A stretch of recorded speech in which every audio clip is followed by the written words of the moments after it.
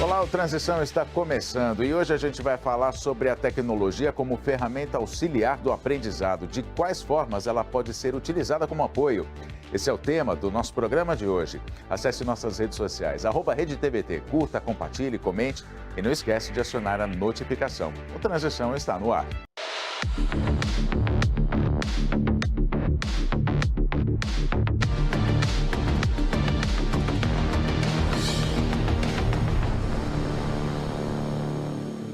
Bem, então, para falar da relação entre tecnologia e educação, a gente recebe Francisco Tupi Gomes Correia, professor de letramento digital e doutor em cinema e videogame pela USP e palestrante, e a Kelly Szabo, pela web, professora, doutora em educação pela PUC São Paulo, formadora da comunidade educativa SEDAC e consultora na Em Pauta Assessoria e Estudos Pedagógicos. Muito obrigado pela presença dos dois. Olha, as tecnologias como ferramentas de aprendizagem são itens que facilitam a dinâmica e os processos para estudantes e professores.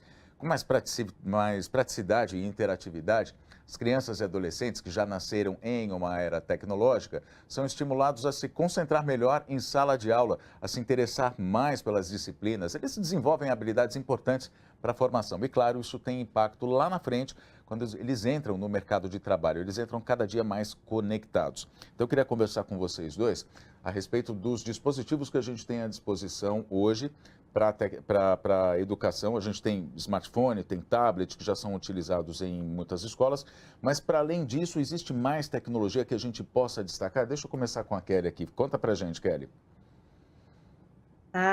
Além dos smartphones, dos tablets, acho que a gente precisa pensar que são os recursos digitais e também são os recursos que não são, né, digitais, que a gente pode abordar aí para o ensino, para o uso da tecnologia, para um pensamento computacional, né? Então, ensinar as crianças olhar para as novidades, mas ensinar as crianças fora dos recursos digitais também é importante para que elas saibam aquilo que elas vão precisar fazer quando estão com esses aparelhinhos em mãos, né? Então, gosto muito de pensar na integração desses dois mundos, a gente olhar o que temos de novidade no digital, que eu acho que o Francisco vai conseguir falar muito mais do que eu, e eu gosto bastante de pensar em como é que a gente coloca as crianças pelo lado de fora disso tudo para pensar em como fazer um uso inteligente de todos esses recursos que tem em mãos, para a gente mudar essa ideia de que a tecnologia dispersa, de que a tecnologia não contribui para as aprendizagens, ou de que só existe um uso passivo da tecnologia, para a gente ajudar com que as crianças, desde bem pequenos, consigam pensar aquilo que elas querem desses recursos, né, na hora de utilizar esses recursos. Usar as duas coisas, né? O contato humano, enfim, a relação humana e a tecnologia, mas a gente vai falar sobre isso ainda no programa de hoje, Kelly. Deixa eu perguntar então para o Francisco, o que você destacaria de tecnologia que a gente tem à disposição hoje? Você que vem da área de games também, né? Queria que você falasse, inclusive, sobre a chamada gamificação, ajuda na formação, na educação ou não? Como é que... Quando a gente fala de tecnologia, e a tecnologia ela não tem distinção entre o que nós usamos fora da escola e dentro da escola, porque esse talvez seja o grande objetivo, né, da escola, preparar para a vida uma postura emancipatória, a gente tem um vasto espectro de possibilidades de uso. O que está acontecendo com a popularização da tecnologia e a tecnologia se aproximando da educação, principalmente pós-pandemia, sendo um reflexo das nossas vidas, muitas coisas passaram a fazer parte do nosso cotidiano, e com isso aumentou a possibilidade de temáticas. Então a gente tem desde robótica, programação, o uso de um software, criar uma senha, né? Ter uma cidadania, uma ética digital, o que é um bullying, como parar uma ação como essa, não se expor, né? Mas a grande questão em todo esse conteúdo é a abordagem da tecnologia pela educação. Tanto que agora a gente tem a BNCC, né, que é um grande marco da educação, um norte, né? A BNCC, que é? A Base Nacional Comum Curricular, que tem ela para a computação, né? Então, o modo com que a educação ela está se aproximando da tecnologia, seja ela como um meio para trabalhar com outras disciplinas, ou ela como uma finalidade, lembrando que isso está diretamente ligado à força de trabalho, programação, modelagem 3D e tudo mais. E, de fato, quando você fala de gamificação, a gente não pode se esquecer que a gente tem duas vertentes nesse quesito. Os games hoje são a mídia mais rentável do mundo, mais do que a música e mais do que o cinema. Sim. A gente já, inclusive, fez um programa específico aqui sobre esse mundo dos games, né? Bem interessante. Não tem como não se falar disso. Né? Jogadores de videogame que movimentam fortunas tanto quanto jogadores de futebol. Ponto. E aí, à medida que a tecnologia ela evolui, ela se torna mais interativa. E o que é mais interativo, mais desafiador do que um jogo? Então, sistemas que não eram vistos como jogos, como, por exemplo, ler um livro, ou um exercício de fisioterapia, ou a própria questão de fazer uma lição de casa, acabam importando dos games a possibilidade de ter pontos, avatares, uma competição para acabar engajando. Então, você acaba tendo uma mídia que favorece a interação, tal como o que está caminhando com a tecnologia. Então, ela vai para o tecladinho, vai para a tela, vai para o touch, vai para o metaverso, vai para o holograma, mas o que importa é aquilo que vai fazer com que as pessoas possam interagirem inclusive de um modo lúdico. Antes de eu voltar aqui com a Kelly, só ainda nessa questão de games, para a gente poder exemplificar, né? Como é que uma criança... quando a gente fala em educação, geralmente o que vem à mente é a educação básica, enfim, aquela educação de você na escola, aprender português, matemática, ciências, enfim, as disciplinas comuns ou, enfim, tradicionais. Como é que o game ele atua nessa área também? Existe algum tipo de trabalho, de sistema usando os games para que as crianças, para que os jovens, adolescentes, enfim, aprendam essas disciplinas com os games? Ou é separado, não tem nada a ver uma coisa com a outra? Na verdade, a gente pode se valer de um termo chamado ludoliteracia, que é o aprendizado baseado no jogo. Então, o jogo por si só, ele é uma máquina de aprendizado, só que às vezes ele fica inserido em si mesmo. Porque quando você vai jogar, você quer entender como o jogo funciona. Então você pega o botão e tudo mais. Depois que você aprende como o jogo funciona, você quer saber como vence. Então o jogar, ele favorece uma interação do conteúdo, que pode ser uma interação guiada pelo professor com um jogo de mercado. O jogo pode ser, então, específico da matéria, digamos, né? Da disciplina. Sim, e aí você pode usar o jogo para conversar, para equalizar a linguagem, como diz o professor Ismar Soares, da Educomunicação. Ou você pode criar o jogo e a hora que você põe a mão na massa, você está tendo um outro tipo de aprendizado. Então você tem desde os jogos de mercado, os jogos comuns, Pokémons, Street Fighters, Call of Duty, GTAs, que você pode usar como tema, e pode ser uma redação, pode ser qualquer outro contexto educacional. Você pode ter o jogo que ensina tecnologia e você tem os jogos educativos ou os jogos que você pode criar, inclusive com seus alunos, com a finalidade da educação. Agora, existe toda uma discussão, né, todo um questionamento sobre o uso excessivo de jovens, de adolescentes, de crianças por games, né? Como é que a gente pode relacionar uma coisa com a outra? Eu não estou querendo aqui polemizar nem nada, vamos lá. Mas vamos lá, vamos polemizar, né? Kelly, existe esse questionamento sobre o uso excessivo. Qual que é o ponto de equilíbrio entre uma coisa e outra? Já que a gente estava falando sobre o contato, sobre a relação humana, que é importante, os games acabam, na sua opinião, interferindo nessa relação. Como é que você vê isso?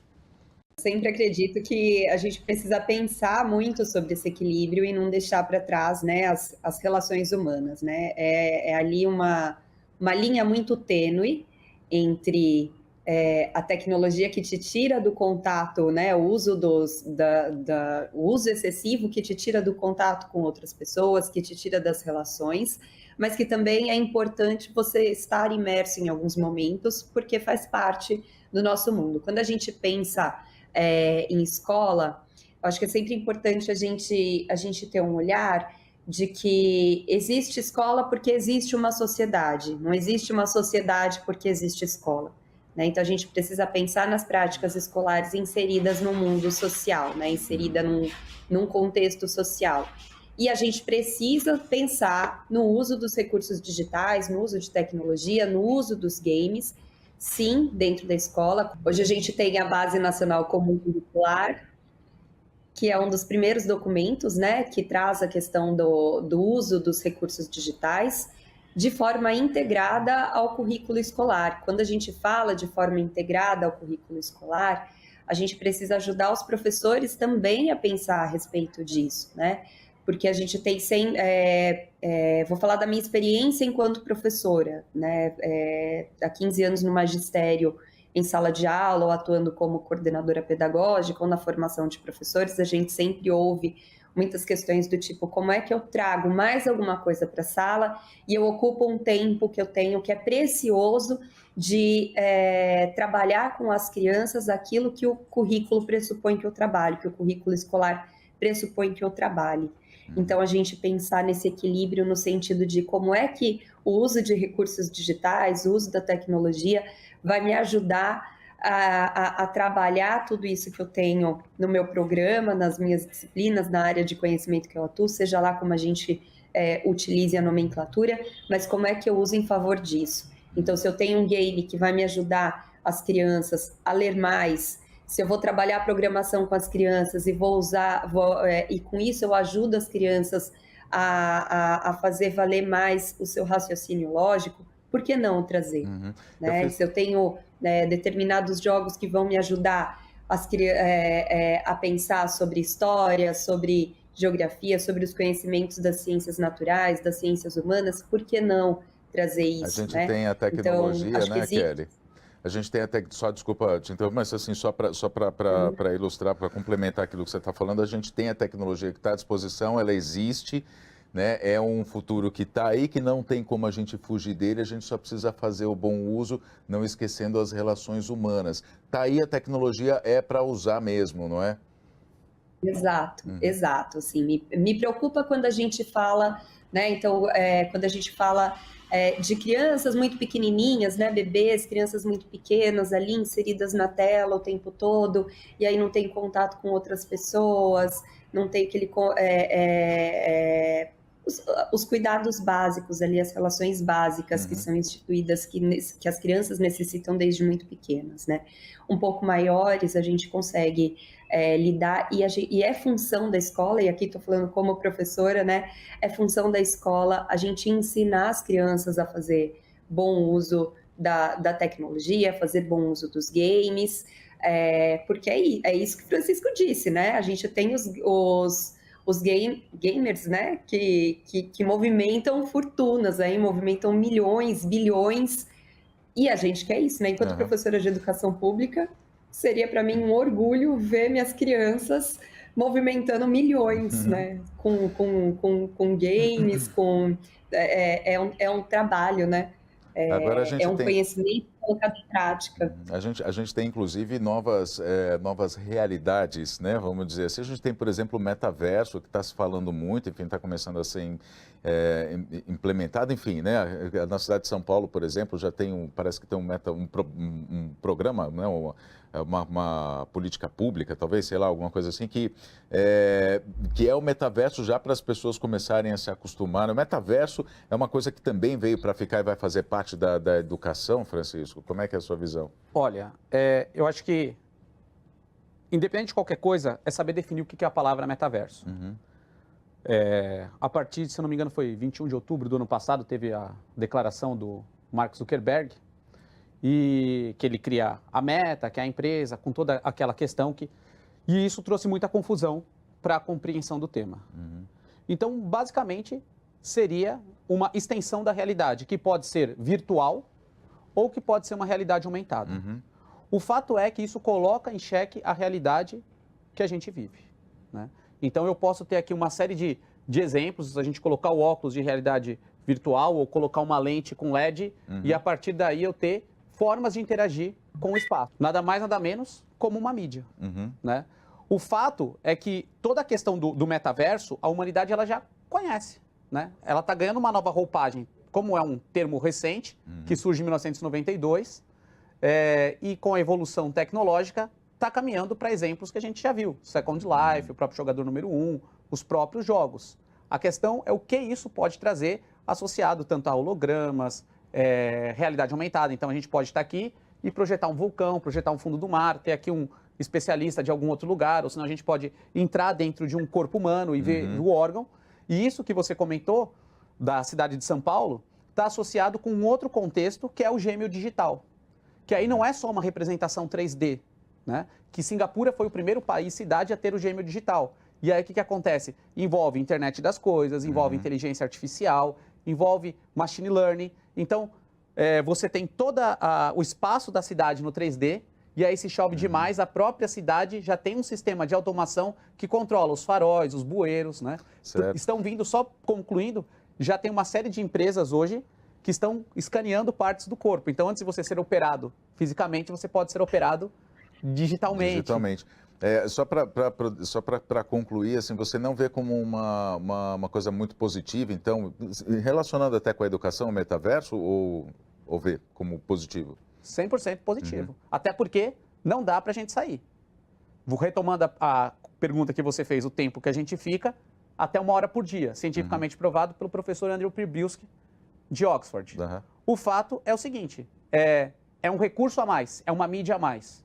Então eu posso ler um livro, eu posso assistir um filme, eu posso jogar o jogo dessa história e eu posso estar dentro do metaverso. Então eu posso estar, vamos supor, o filme Rayman, que tem o Tom Cruise e o Dustin Hoffman, e eu posso estar atrás do banco vendo o filme de dentro dele. Então isso me traz uma nova possibilidade de interagir com a informação. Então a gente pode treinar pessoas num quesito profissional, para usar uma britadeira, para pilotar um navio, e aí eu tenho todo um sistema mais efetivo e mais barato para garantir esse treinamento. Óbvio, né?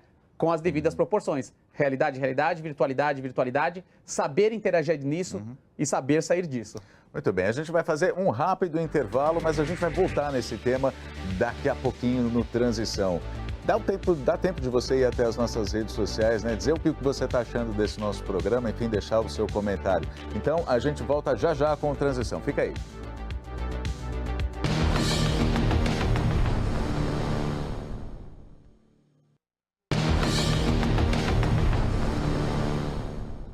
E já estamos de volta com o Transição. Tecnologia no apoio à aprendizagem. Quais os limites e possibilidades? Para debater o assunto, estão aqui com a gente a Kelly Szabo e o Francisco Tupi Gomes Correia. A gente falou no primeiro bloco sobre o uso de tecnologias como suporte para o aprendizado, mas o Brasil é um país desigual. Quantos têm acesso às tecnologias de ponta? A história de um professor de arte de escola pública em São Paulo pode mostrar uma das soluções possíveis nessa difícil equação. Ele exercita a criatividade dos alunos a partir de tecnologias comuns nas vidas deles. Também utiliza uma técnica que faz qualquer pessoa ser capaz de desenhar. O mais importante é a grande interação gerada dentro da sala de aula com a ajuda da tecnologia. Todo mundo aprende se divertindo. Vamos ver. Alunos e alunas do 3º ano do ensino médio da Escola Estadual Salvador Allende Gossens Presidente fazem questão de participar das aulas do professor de artes João do Belmonte. O professor utiliza de recursos tecnológicos comuns na vida dos alunos. A câmera do celular, por exemplo. Em conjunto, a turma decide fazer um vídeo curto sobre discriminação contra pessoas iguais a elas, estudantes de escola pública. Quando a gente vai para outra região central, assim, a gente percebe isso, com olhares também, que parece que o pessoal sabe de onde você vem, né? Ação! Depois de muito ensaio e gravações, o vídeo fica pronto. Que isso, menina? Você estuda escola pública e fica esbarrando em mim? Só porque você é de escola pública eu não posso esbarrar em você? Ó, sim, ano 2022, ano da Copa do Mundo, ano da eleição, ainda existe desigualdade social. A ideia não é transformar os estudantes em artistas, mas fazer com que eles tenham contato com o universo da arte, mesmo que o produto final não seja uma grande obra. As tecnologias permitem a experimentação, o exercício da empatia, a arte de poder fazer arte. Tecnologia agora para nós é quase tudo, né? É tipo uma parte da sua vida. Aí precisa muito da tecnologia para fazer agora muitas coisas que antes não podia fazer. Por falar em tecnologia, veja essa, utilizada por artistas para pintar grandes painéis. A partir de uma projeção, aqui no caso no papel, é possível reproduzir traços de um desenho. Se não fosse a projeção, você conseguiria fazer esse desenho assim? Não. Sou péssima para desenhar. É uma tecnologia meio democrática, né? Deixa dar todo mundo parecer que é artista. Sim, sim.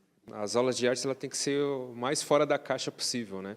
Então eu tento fazer com que esse ambiente seja mais afetuoso, mais a ver com o cotidiano deles. Então eu sempre trago essas técnicas na manga. Assim. Você pode não saber tanto assim a prática do desenho de mão livre, mas você pode acompanhar uma projeção e seguir os traços e ter um desenho lá já pronto e só colorir, sabe? Quando o aluno coloca a mão na massa, o aluno se interage, ele vive a escola, a alegria e o prazer deles estarem vindo com essas aulas novas, não somente do João, mas também de todos os professores. Essa experiência prática traz alegria para o aluno, traz eles para a escola. O contato com a produção artística faz diferença na vida dos estudantes. Teve também uma aula que a gente fez música, fazer uma música no celular, entendeu? E outras também de grafite também, entendeu? Que a gente fez em torno da escola. A pedagogia, a arte e o seu professor e a rua, ela está muito conectada, assim. E acaba fazendo com que a rua seja esse ambiente também de aula que eu faço. No meio da aula, encontro uma aluna angolana, artista autodidata, que cria e desenha personagens de anime. Além de desenhar com riqueza de detalhes, ela produz animações no próprio celular. Eu quero fazer animes no futuro. Quero fazer animes. Trabalhar com cinema de animação? Sim. Eu já tenho algumas histórias escritas e... Sim. Só estou esperando a oportunidade. A tecnologia leva a gente para outros lugares, né? A imaginação é maior e a gente pode fazer mais coisas com a tecnologia, né? Então a gente consegue conectar o conteúdo escolar, que é do currículo escolar, que sempre são as artes de elite, né? E a gente traz o que eles veem no cotidiano deles que pode ser abordado para poder ter uma aprendizagem legal.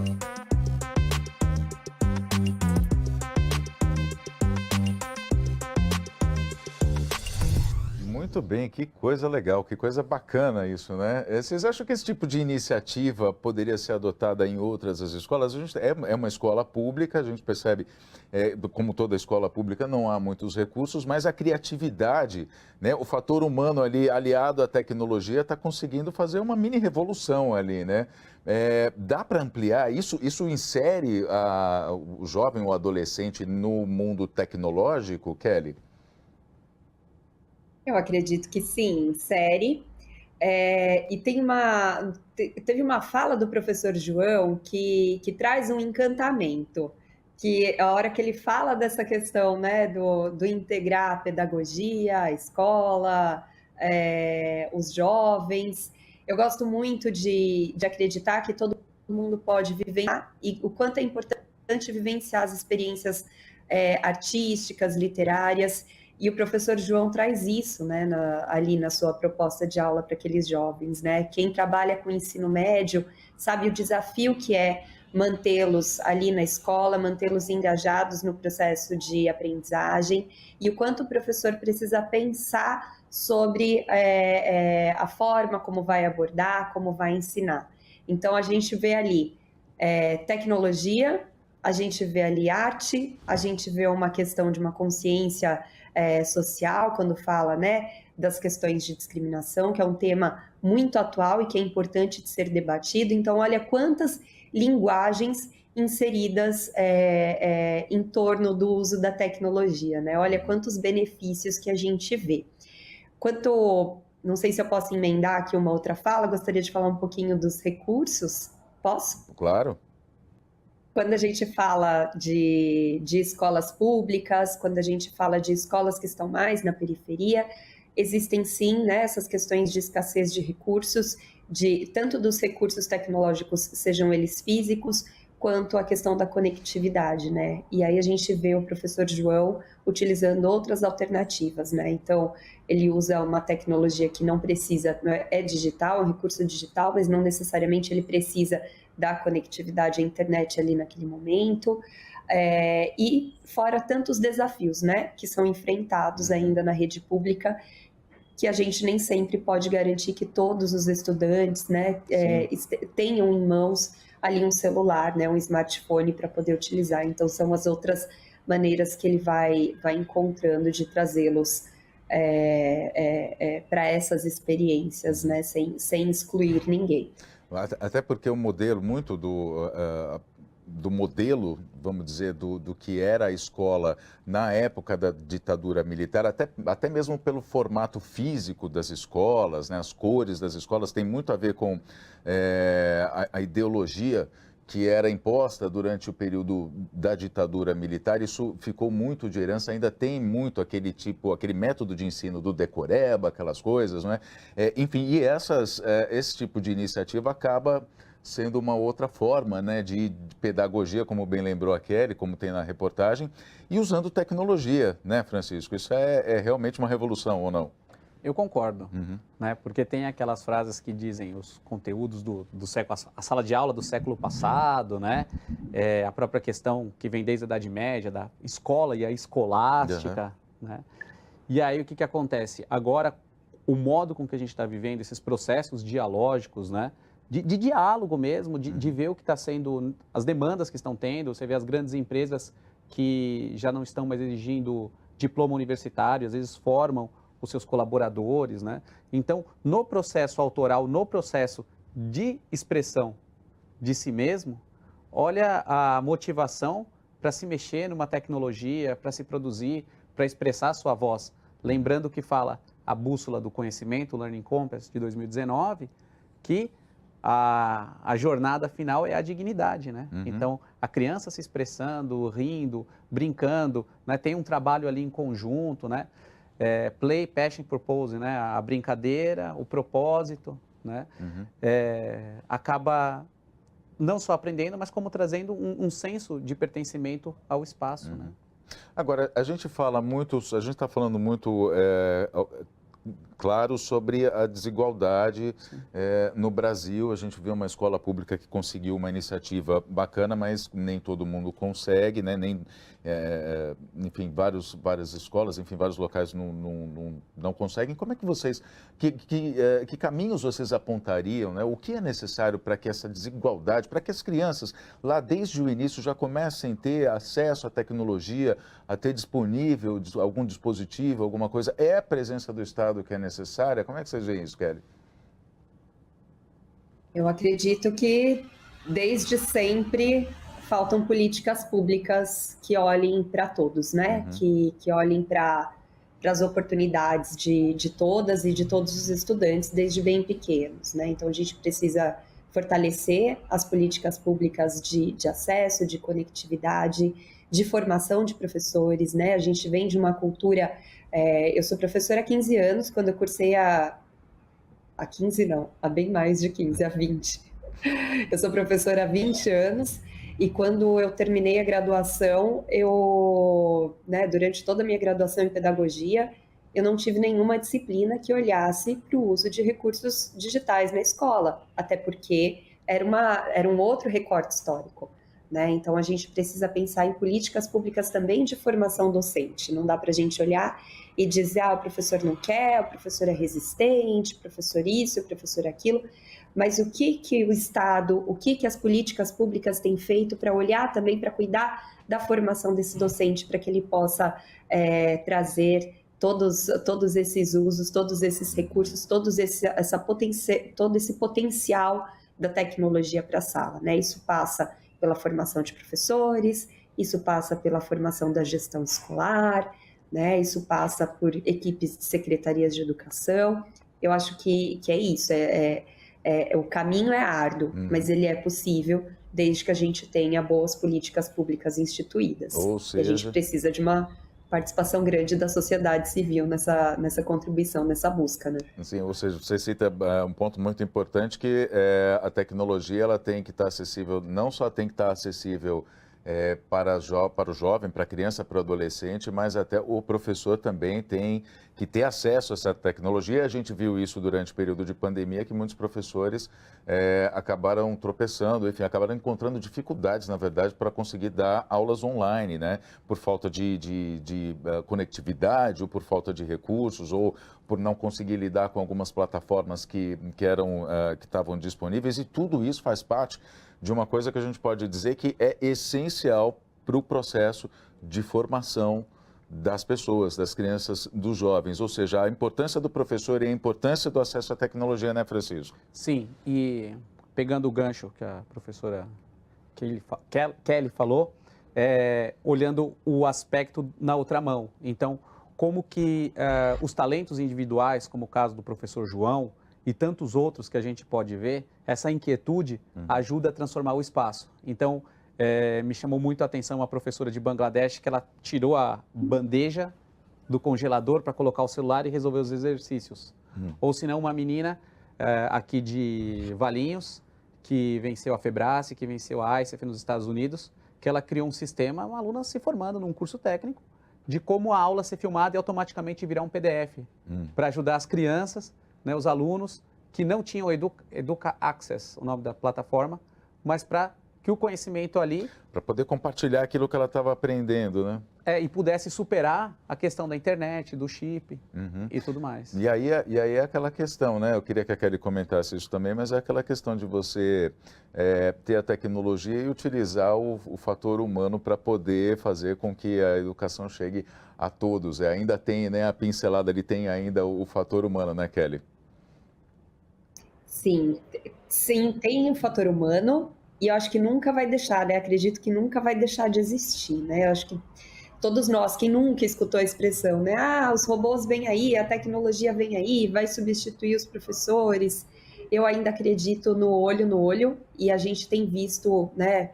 O caso do professor João é isso, né? O olho no olho, a interação ali entre os jovens é tão importante quanto o uso dos recursos digitais. Quando a gente fala, né, da pandemia, dos tropeços que aconteceram, é reflexo de um atraso muito grande que a gente tem em relação, aqui no Brasil, em relação a investimento em uso de tecnologia na educação.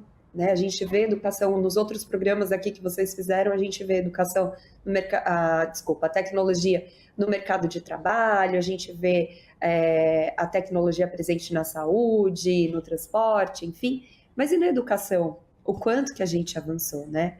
E aí, esses tropeços todos durante a pandemia, toda essa dificuldade e toda essa desigualdade de acesso, né, que a gente foi vendo. Então, enquanto as classes, né, as escolas públicas mais distantes dos grandes centros, o quanto essas crianças, o quanto esses jovens tinham mais dificuldade de acessar em relação às crianças com uma condição social melhor, né? Então, o quanto a gente contribui para reforçar as desigualdades quando não tem políticas públicas bem instituídas e quando não tem esse cuidado, quanto vai refletindo, né? Não é um fato isolado, é um efeito dominó. Ou seja, era uma coisa que já deveria estar sendo feita faz tempo, né? Preparar, inclusive, os professores para o uso da tecnologia, assim como o jovem adolescente vai começar a ser preparado agora. Então, a gente tem que sempre pensar, né? Daqui para frente, para o futuro, para tudo, a gente tem que pensar, inclusive, naquele que quer no jovem que vai se formar para trabalhar, enfim, para se inserir no mercado de trabalho lá na frente, já tem que estar com a cabeça pensando, já tem que estar ali meio, vamos dizer, conectado em estar na tecnologia, não é? É por aí, né, Francisco? Sim, saber discernir o porquê e para quê, né? As tecnologias que são vigentes e as tecnologias, porque a tecnologia evolui. Só que se você não tiver minimamente uma lógica, um conhecimento de base, você não consegue acompanhar essa tecnologia, né? Eu tinha muita inveja, assim, da minha avó, que ela acompanhou desde uma fazenda sem luz até conhecer a internet.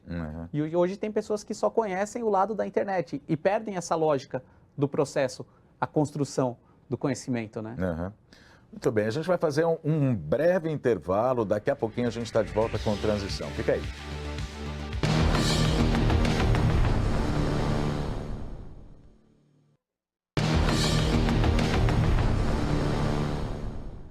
Já estamos de volta. O Transição fala hoje sobre o suporte da tecnologia para a aprendizagem. Estão aqui com a gente o Francisco Tupi Gomes Correia, professor de letramento digital, doutor em cinema e videogame pela USP e palestrante, e pela web, a Kelly Szabo, professora, doutora em educação pela PUC São Paulo, formadora da comunidade educativa SEDAC e consultora da Em Pauta Assessoria e Estudos Pedagógicos. Vamos continuar o nosso bate-papo sempre em busca de algum equilíbrio. As tecnologias podem ser lúdicas, podem estar em jogos, em brinquedos, no lazer, mas ter o domínio delas não é brincadeira. Talvez essa seja a base para o desenvolvimento de qualquer país, desde que observemos as equidades. Se assim for, um dia vai valer ensinar tecnologias para as crianças e adolescentes, os adultos do futuro próximo. O Transição visitou uma escola particular de tecnologia em Santo André, no ABC Paulista, e viu uma realidade que deveria estar presente em todas as escolas do país, públicas e privadas. Vamos ver na reportagem do Bruno Mascarenhas. Nessa bolinha, quando ela for lançada, ela tem um sensor que vai reconhecer essa bolinha e vai fazer aqui dar movimento para ele fazer um desenho. É fundamental que as crianças elas tenham um contato com a tecnologia de uma forma produtiva, tenham um letramento digital, entendam que tecnologia não é só tela, né? Então eles entendam um pouco dos fundamentos da ciência e da tecnologia desde cedo. Andréa de Ângeles trabalha com educação tecnológica para crianças e adolescentes há 24 anos.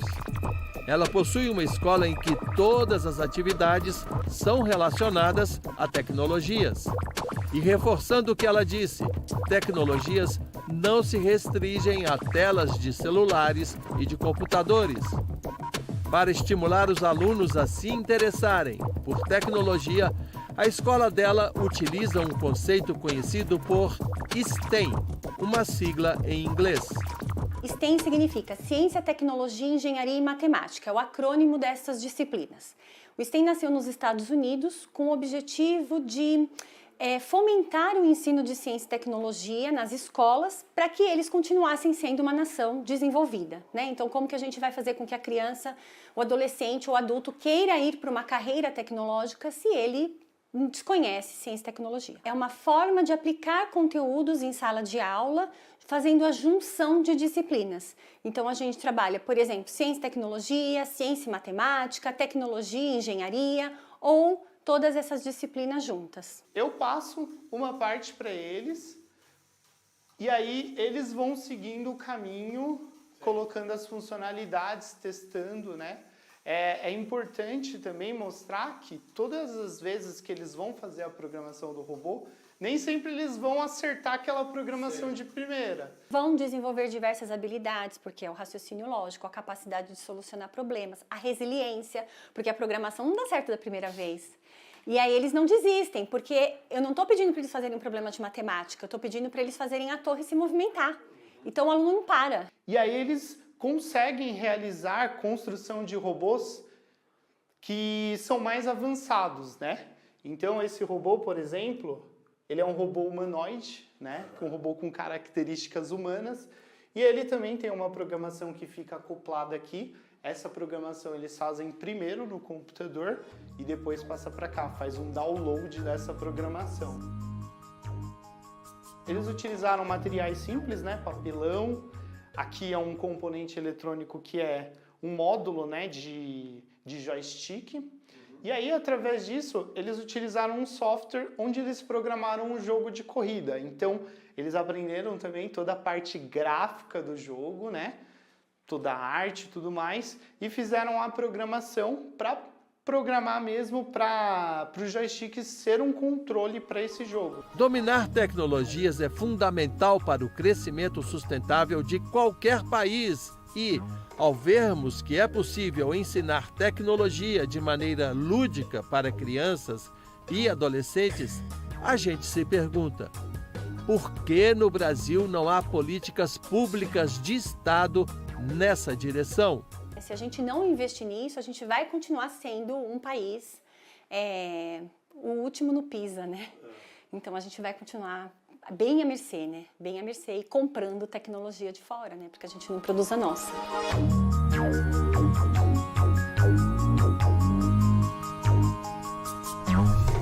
Olha só esse exemplo, né? Como é que eles citam ali a reportagem cita no finalzinho ali, mas também assim uma coisa voltada pro game, né? Como a gente já falou aqui. Agora, Francisco, esse tipo de iniciativa, esse tipo de modelo é algo que realmente faz com que a sociedade se desenvolva mais, que o país se desenvolva mais? Como é que você avalia? Sem dúvida nenhuma. Porque você está trabalhando com uma série de conceitos de uma forma lúdica, uma forma interdisciplinar, como ela comentou, né? Uma das medidas do PIB de um país é a quantidade de engenheiros que esse país forma, né? E então, com isso, você consegue criar um desequilíbrio cognitivo, criar uma vontade de aprendizado nas crianças relacionadas à tecnologia. Então, é algo extremamente válido, tanto quanto o momento do aprendizado, a criança sentir que ela está aprendendo, ela ter um interesse e como que isso vai refletir no futuro da criança e do próprio país. Agora, esse tipo de modelo ele está presente mais em escolas particulares, né, Kelly? É um exemplo que deveria ser seguido pelo Estado, enfim, pelas escolas públicas.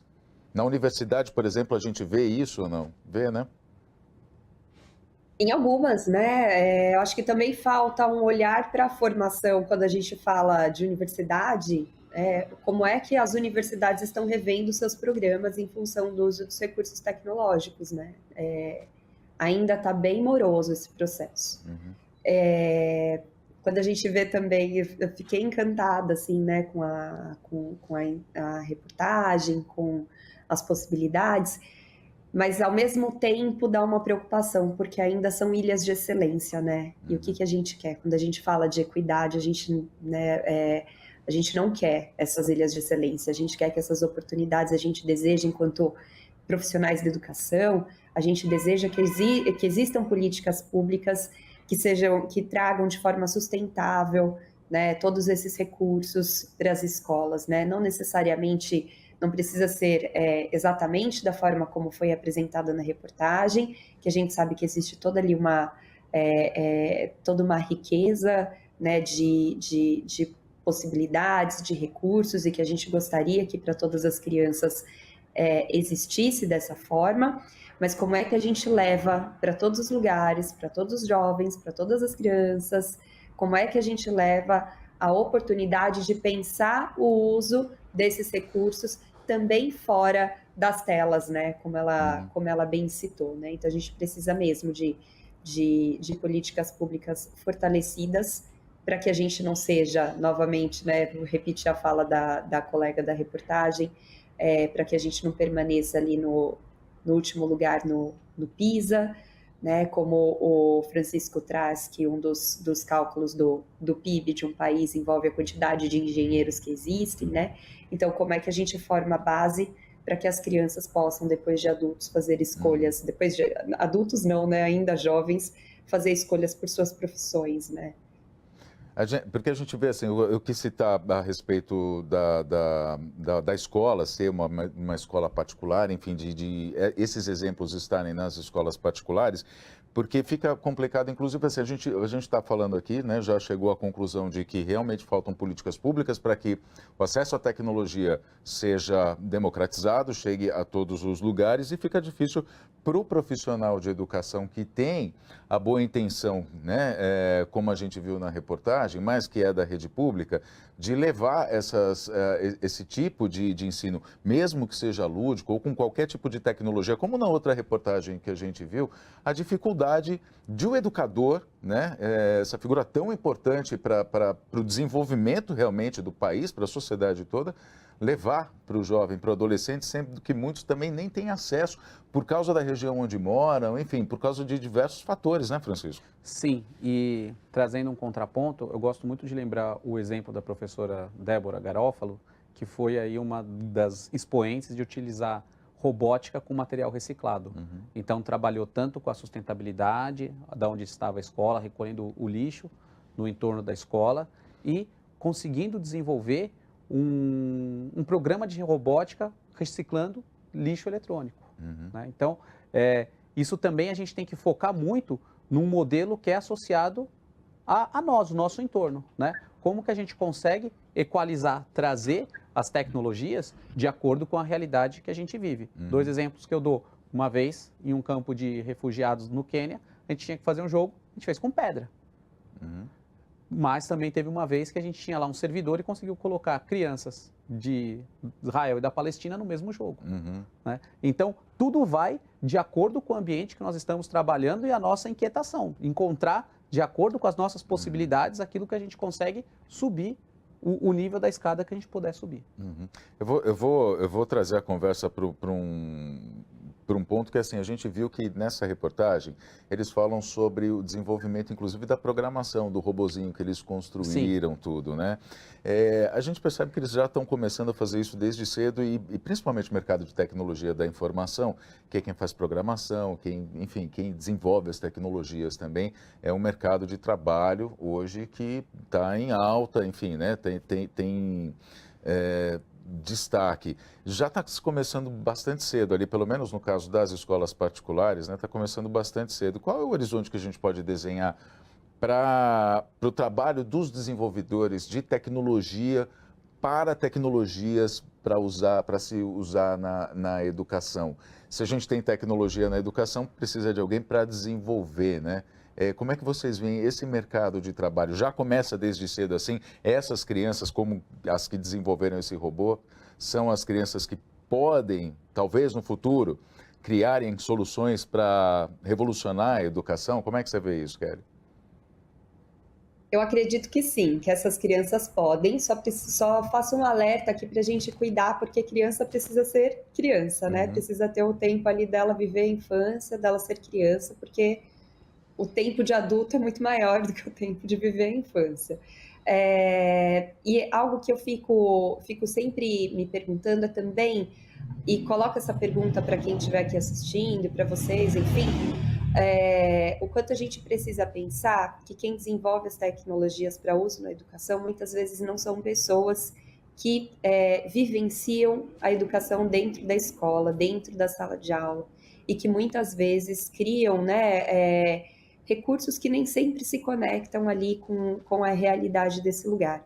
E aí, fazendo eu vou propor que a gente faça mesmo um exercício de pensar em quais possibilidades que existem para que a gente leve os professores, as pessoas que vivenciam a escola, o cotidiano, as dificuldades, os desafios na atualidade, né, para produzir, para desenvolver esses jogos, sendo que grande parte dos professores, né, a gente tem o nosso público maior de professores, o número maior de professores que a gente tem no Brasil são professores de rede pública e que muitas vezes precisam trabalhar 2, 3 períodos.